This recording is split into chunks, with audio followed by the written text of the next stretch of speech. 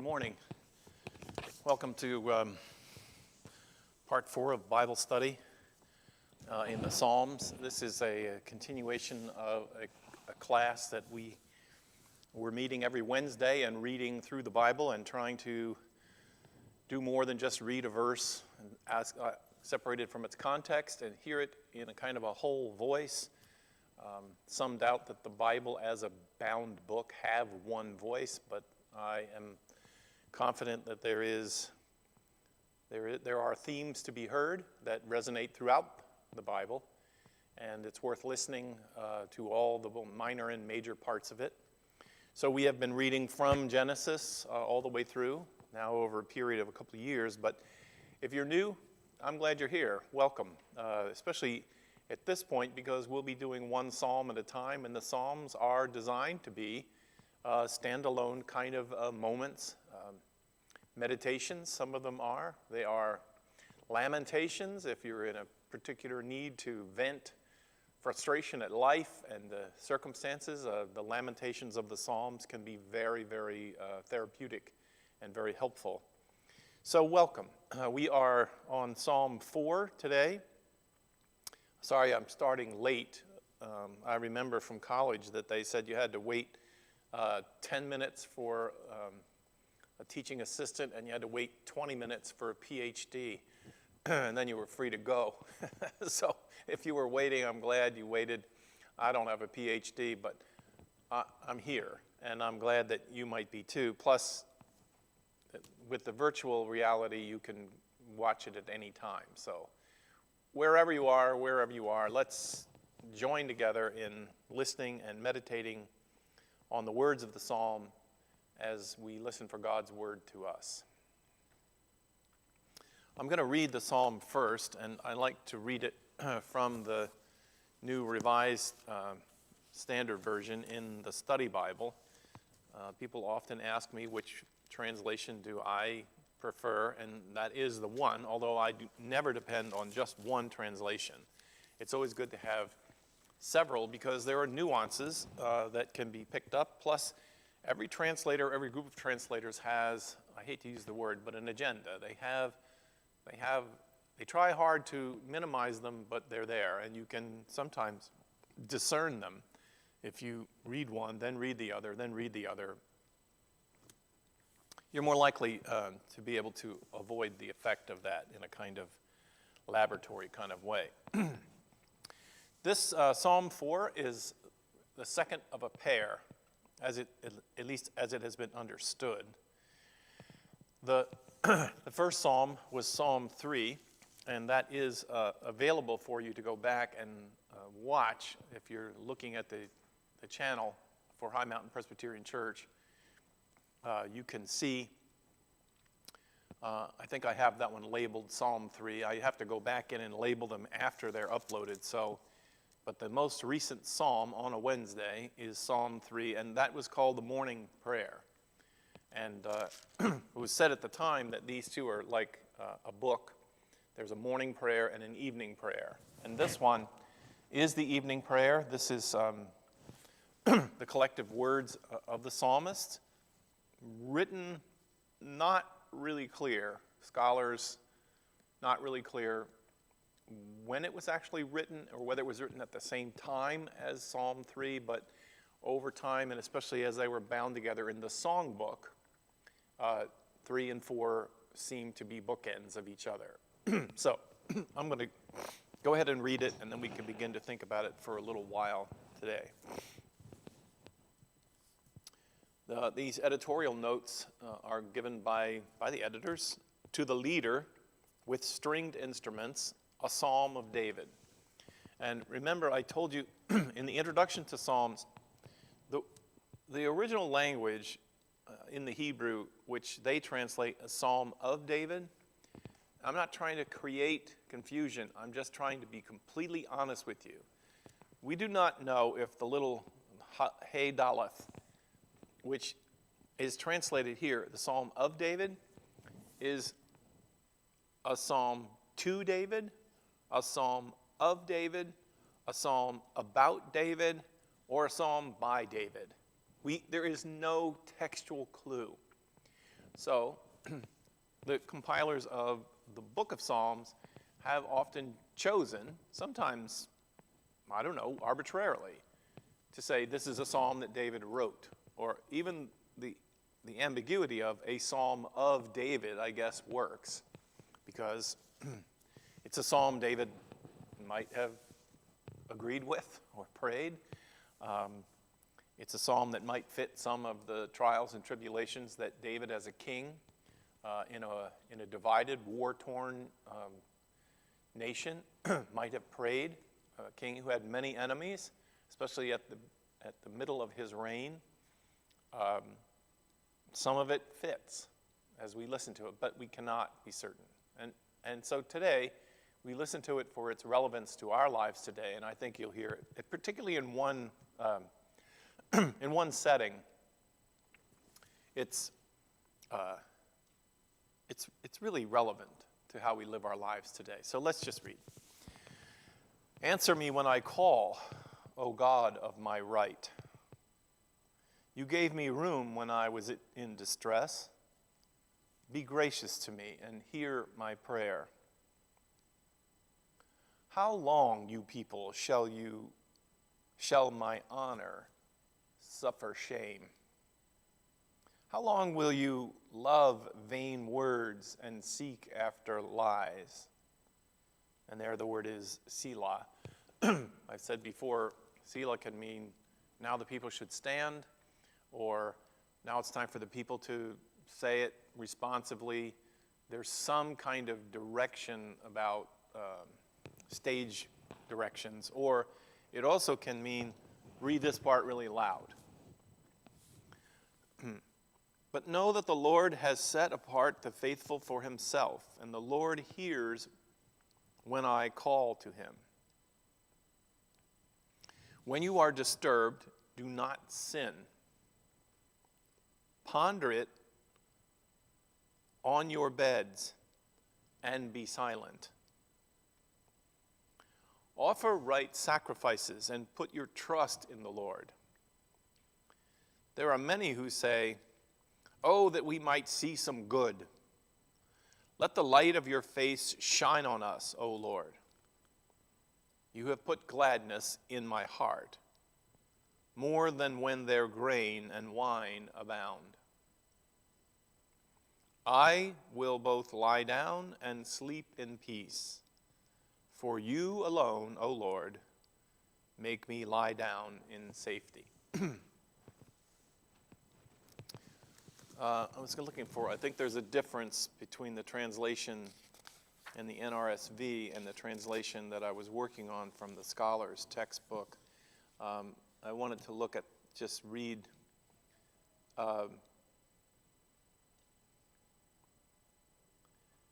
listen to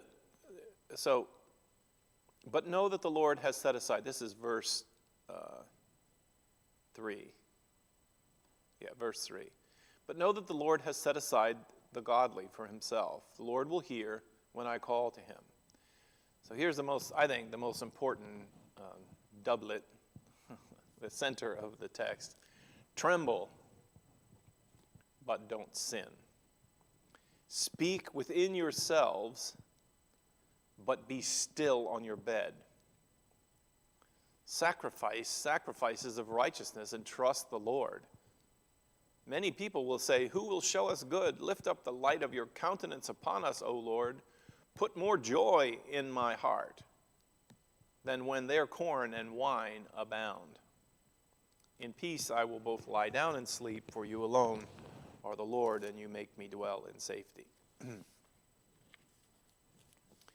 Now, I'm just going to say a couple things in general.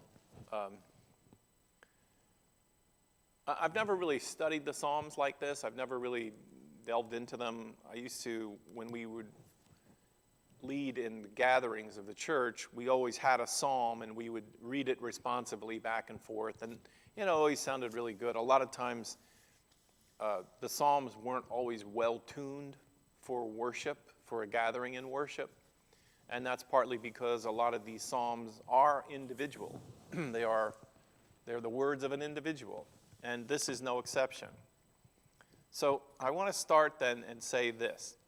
One thing that I like about the Psalms is it seems immediately aware of how dangerous the world is.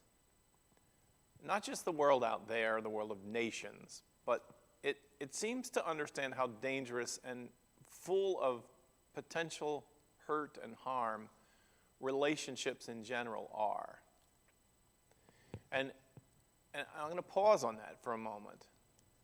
That, there's a lot of talk in communities of faith to talk about the beloved community and how good it is to be together with the family of God, and that's all true, but the psalmist speaks out of a more practical experience that relationships, especially relationships with people who know God, and who develop an attitude of righteousness because they know God, so that then their formed opinions of you or of your work or of your life, their opinions of you now have the full wind in their sails of them believing that God is on their side. And so in a context that is a community, right? We will work with each other. We will work side by side. I'm headed towards that where it says we will guard each one's dignity and protect each one's pride. Yeah. They'll know we are Christians. They'll know we are people of faith by our love for each other. The psalmist struggles with a different reality. He struggles with a reality that sometimes people with God on their side have the sharpest swords. And they can cause the deepest level of consternation. And so I want to keep that in mind as you listen to this psalm. The writer of this psalm is in trouble. He's being attacked. His reputation is being destroyed. And it seems that the opposition has no end to their intention to destroy him. Now, if you remember the morning psalm, the but the step-by-step advice of the morning psalm was, it's kind of the evening too, but if you want to have a strong morning, if you want to have a good beginning of a day, when you're in the middle of an assault by I guess, well-intentioned people, if that's true. I don't know that the assaulter even thinks they're well-intentioned. I think he thinks their intention is destruction. But if you want to, what was given to us in the morning psalm is, the key is that when you see the adversary, you see them in your mind and your heart, and you hear the accusations and the things they've said about you and these challenges to you. If you focus on them, if you just stare at them, then what happens inside of you is it's like a mushroom cloud of their accusations, and the worry and the anxiety begin to explode inside of you, and they get larger. And the larger they get, the more you stare at them, and the more you think and focus on the things that have been said and the things that should have been said and whatever, and then worry about the reputation and all it just grows, it grows inside of you. So the psalmist recommends that you stop focusing on that thing, that adversary, that person, that accusation which is coming at you. Stop focusing on it and lift your eyes to God. Remember that from last week? So you lift your eyes to God. And if you lift your eyes to God and you start to meditate on God and God's unfailing love for you, even if what's true or what's being accused of is true, God still loves you. God does not seek your demise. And so you focus on God. You try to keep turning your eyes upward. One of the coping mechanisms in the 12-step movement is to turn it over to God, right? To turn it over to God. And one person sharing in a 12-step movement said that he likes to imagine an escalator. So he's got this big nut to crack. He's got this attack that's happening, or this big failure that he's done and it's found out or whatever.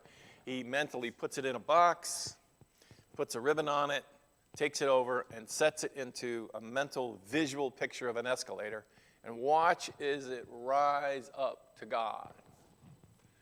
Psalmist would agree, like, get your eyes up on God. Like, but now another person in the group at the time said, yeah, I do that. He goes, and then I take a couple steps, and then I see the down escalator, and it comes right back down, and I unwrap it and just work on it just as much as I did before.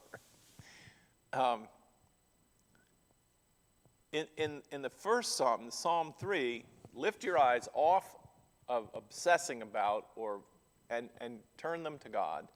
And then the result of that will be, so this is kind of in the evening, you'll be able to sleep.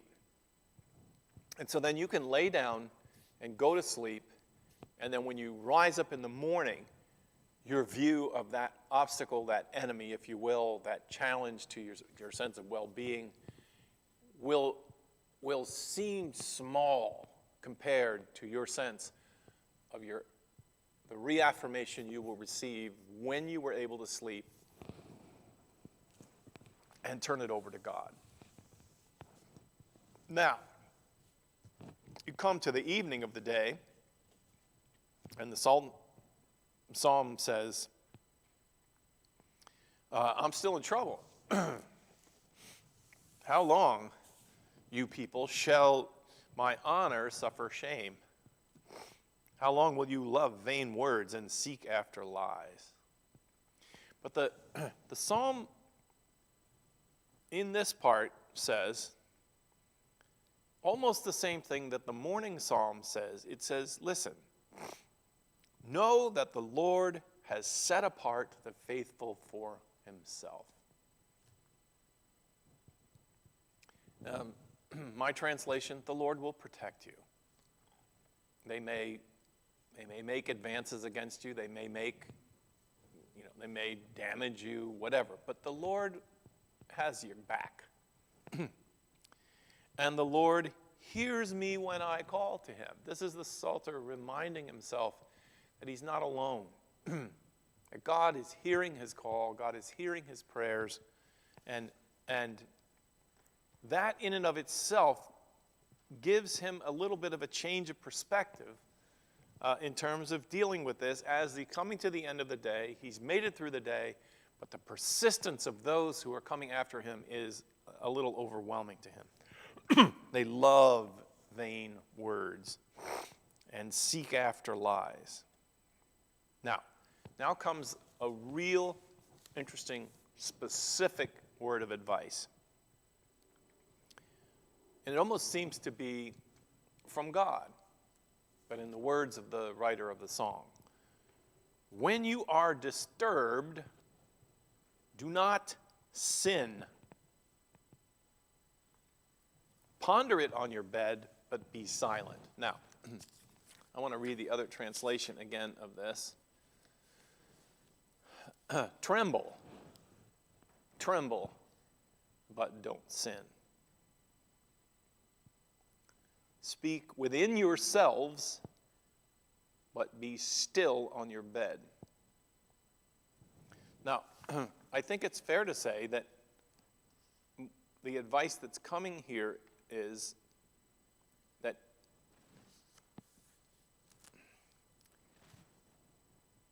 when you place your trust in God, hold on a second, I lost my place here. I wanted to read it from here rather than just say it.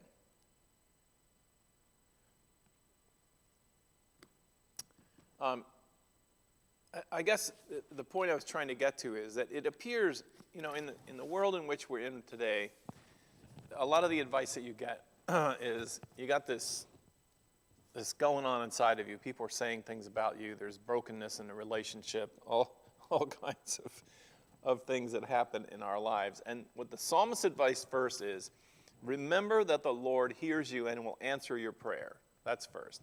And then he says, tremble. And I love that. Tremble, but do not sin. Tremble because I never really particularly like people who say, do not be afraid. Like if you have faith, then you won't be afraid. The psalmist doesn't agree. The psalmist says, when you turn and you remember that the Lord answers prayer, you're still going to tremble. You are, and I've done some time trembling in my life, believe me. I mean, the context I think about right now, just so you don't have to wonder too much, well, what in the world has that pastor been, challenged with? Well, quite a few things. But, in my work in the church, it's amazing. It is absolutely amazing when you are in a leadership position, the level of target you are for people for a variety of issues. Now, I'm not going to tell you even for a minute that when people, come at me with complaints or accusations or confrontations that they're always wrong. Of course, they have to be wrong. I'm the pastor. I'm not going to talk about that's just not the case. There are cases where the admonition needed, advice taken, struggle, whatever. I'm talking about the ones that come out of nowhere. The ones that just, they just come out of nowhere. And I'll share with you one experience that I had. I was pastor in a church. I had been a pastor for a while, and I'd done a lot of work with a variety of groups. My ministry there was building groups and making connections, young couples groups and recovery groups of all kinds. Youth group was a big part of what I did, and bringing people together in groups, helping them to learn how to build community by sharing and dealing with problems, but always keeping in mind singing songs and hymns and whatever. And at one point, one of the leaders who sat on the council of the church, he was looking to, with his family, they were looking to buy a home. And I said to him in one of the meetings, I said, in the neighborhood where I live, there's a couple of homes, right, a couple of houses down. You might want to come over and look at one of them. Well, he responded in the most excited way I just never expected. I mean, to me, it was just, there's a home, it's a nice home, it's a nice neighborhood. I went down, introduced him to the people. They loved the house. They bought the house. And I don't know, 6 months later, he was in a meeting with me, and he began a tirade of anger against me. Like, sometimes we can all be blind at sometimes, right? And I just looked across the room at him. I mean, we had probably in our lives had maybe 10 short conversations with each other, mostly about the business of the church. We'd never gone out for coffee together. We'd never had breakfast. We'd never stepped out of those roles of our lives passing. He just, on my recommendation, he bought the house a couple doors down from me. And here we are 6 months later, and he is just literally describing me as,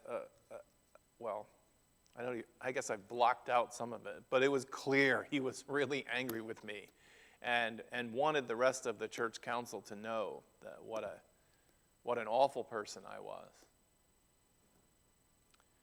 So given that kind of a flag flying, when the meeting was over, I just said to him, I'm getting the feeling that maybe you and I should talk. And so the next day, we did have breakfast.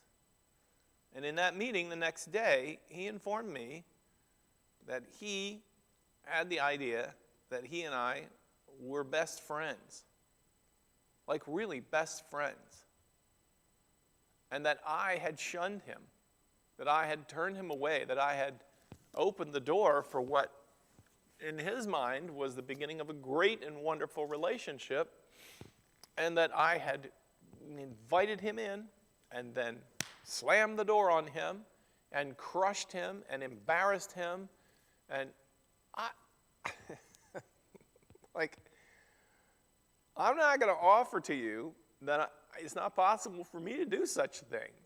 But I was left dumbfounded and able to say to him in a way that I will promise you was not defensive. And I said, you evidently were having some kind of a friendship relationship with me that I knew nothing about. Nothing.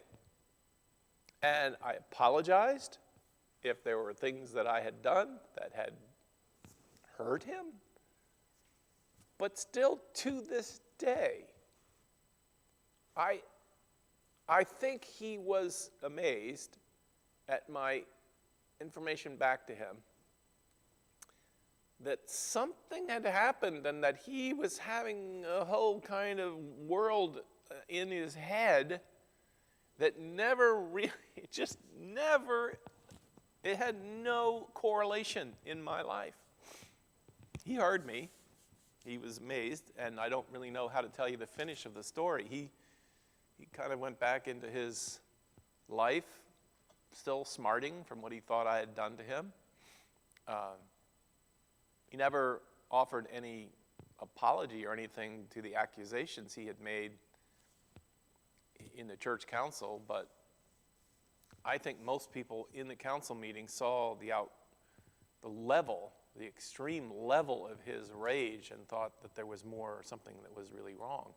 I did talk to the other pastor on the staff and explain to him what I thought had happened, and we both just sort of went, oh, okay. Now,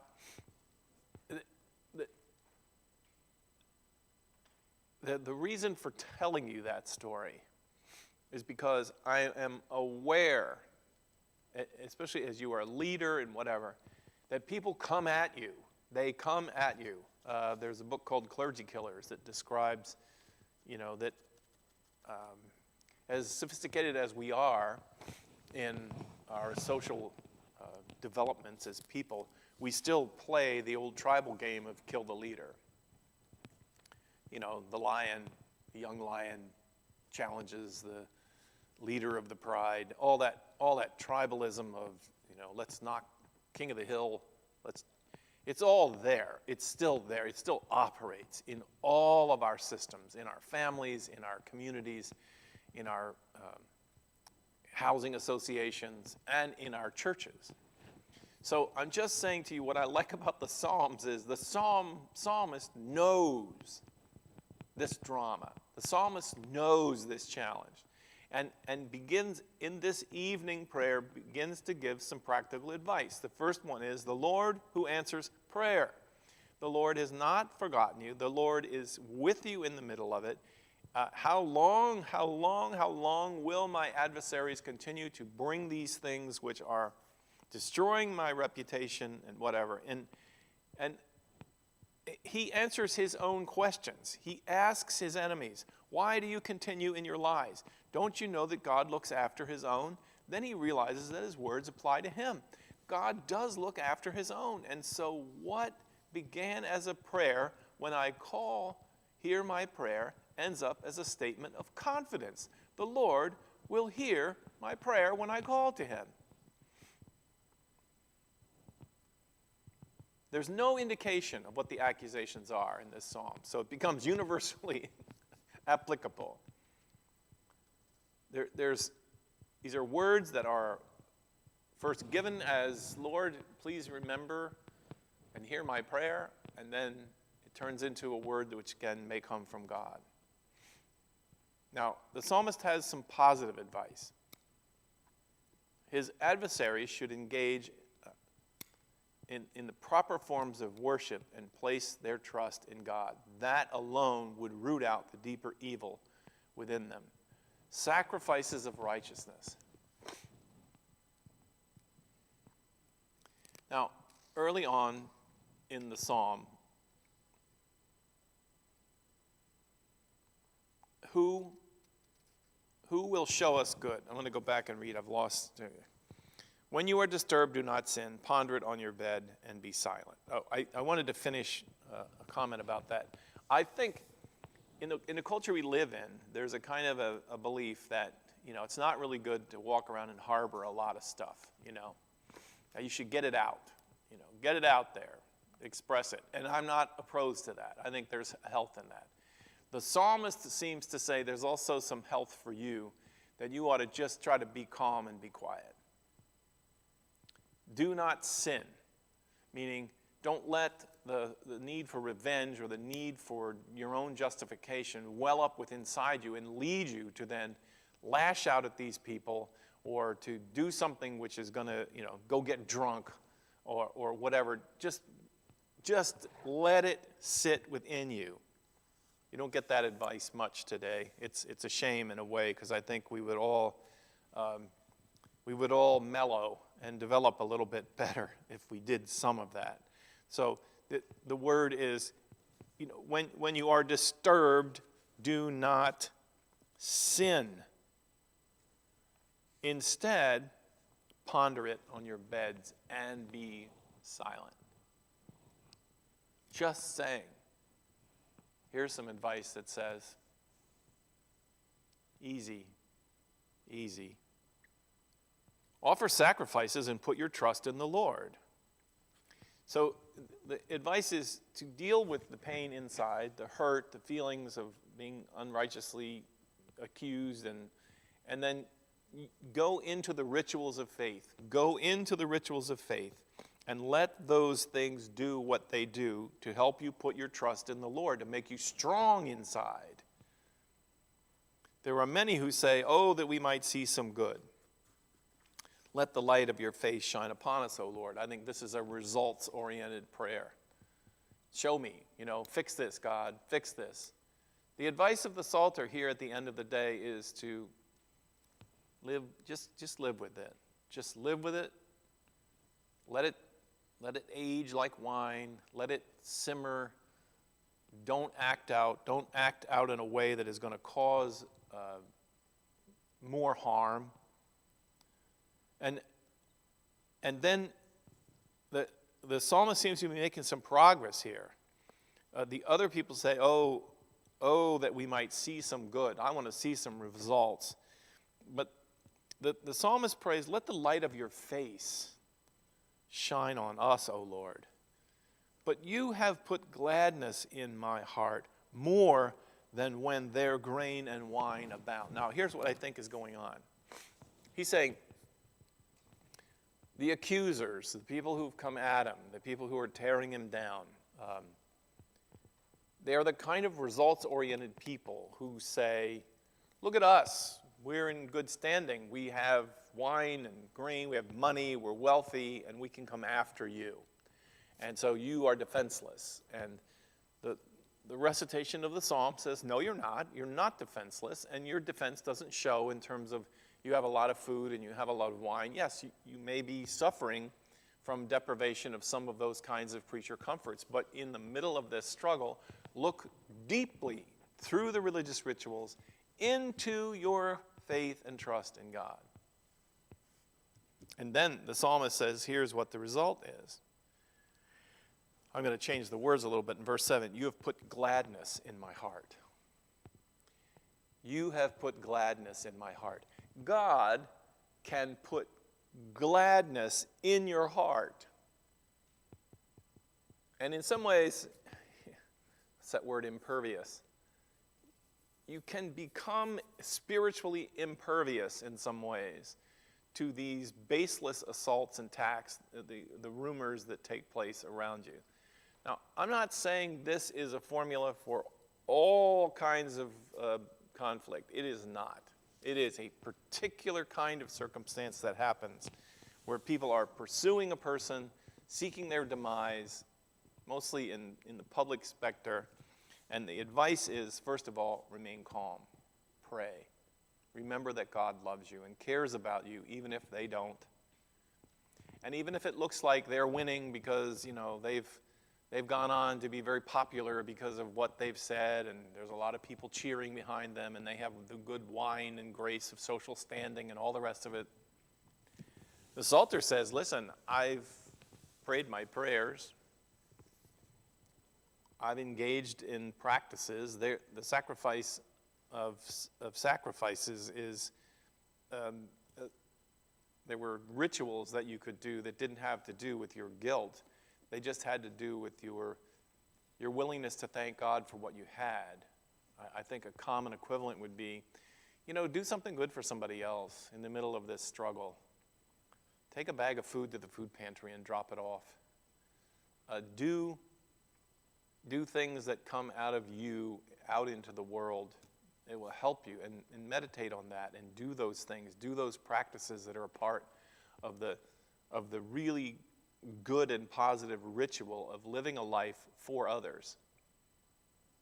And then the result, according to this altar, then is you have put gladness in my heart. What a strength, what a position of strength. You know, it reminds me of the letters from prison of people who were persecuted because of their faith. Dr. Martin Luther King, Paul, Dietrich Bonhoeffer, who talks about the surprising reality that when the opposition against them has grown so strong and they've been put in prison and they've got shackles on their hands and their feet, they're reporting in a way that they just really don't know how to give account for, that they feel joy. They feel joy. They have this sense that God has put a joy in their heart.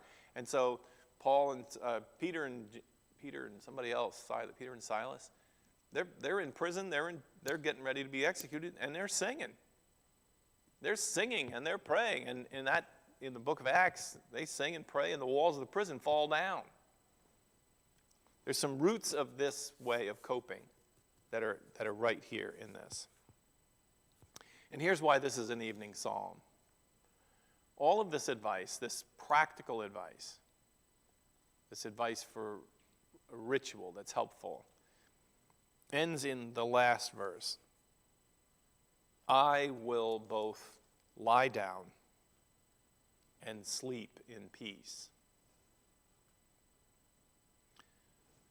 For you alone, O Lord, make me lie down in safety. Wow. Yeah, there's echoes of the 23rd Psalm. He makes me lie down in green pastures. He restoreth my soul. He prepares a table of food, a banquet for me in the presence of my enemies. My enemies can't wait to get at me. And excuse me, I'm hungry. I got to eat a feast here. It is such a picture of strength. It is such a picture of strength. Oh, Lord, I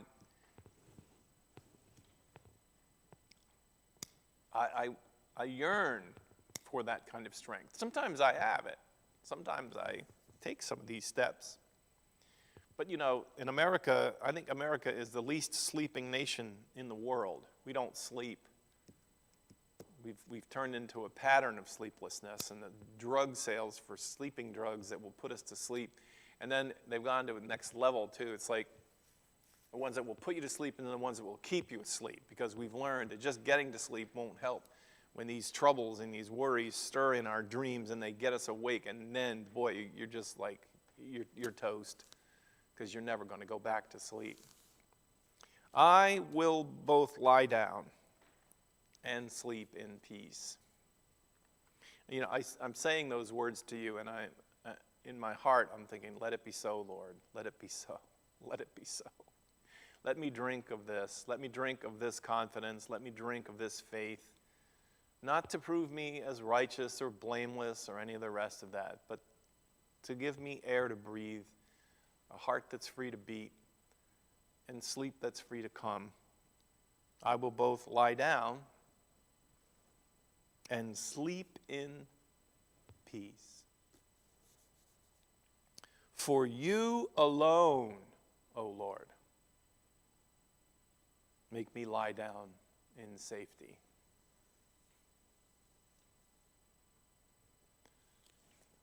Will you join me in prayer? Gracious God, I pray right now for those that may be listening who are at the first part. Lord, hear my prayer. You know the circumstances of 100 different lives and people that will come and hear and see this, some who may know me or don't know me, but your word is universal. We pray for first the eyes and ears and hands and feet that will cry out to you. And then we pray for that response that reminds us, again, you are the God who answers prayer. You are. You are the one who is also with us. Show us, God, how to be still when the time is to be still, even in the face of adversaries, to be still, and to lie down on our beds and not sin, not lay there imagining vengeful responses of terror and tongue-lashing dragon response. Just be still and know that you are God. Help us to know the difference between this time and other times, but more than anything, help us as we live our lives and face adversarial circumstances, people, pandemics, whatever comes at us, help us to really hear and see that you are with us and that you have these things in control. And then help us sleep. I pray for sleep for my listeners. Pray for restful sleep, to get to sleep and for being able to stay asleep. For you make us lie down in the presence of our enemies, beside still waters, and you restore our souls. Restore us, God. Restore us to that sense of joy, the gladness in our hearts that is worth more than all the money and the power and the fame in the world. In your name we pray. Amen. All right, my friends, that's our Psalm number 4 and our good sound biblical advice for the day. It doesn't apply to every situation, but I hope if it applies to yours that you'll be able to use it. I will check in with you and connect with you next Wednesday, and we'll do Psalm number 5. God bless you, my friends. Sleep well.